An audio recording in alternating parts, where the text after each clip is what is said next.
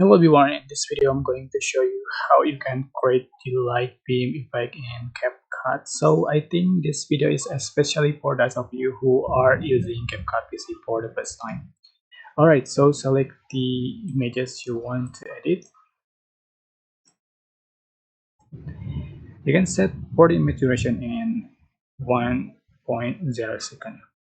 Alright, go to transition and select light. You can find the light beam and just add to track and just for the duration in 0.3 seconds and apply it to all the clip. Alright, go to pike and select night color, and you can find the rebound swing and just add to track just for the duration, the same length with the clips.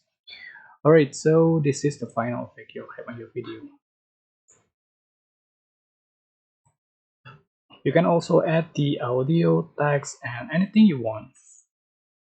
Yeah, I hope this tutorial was helpful for you guys. Don't forget to like, comment, share, and also subscribe. Thank you so much for watching.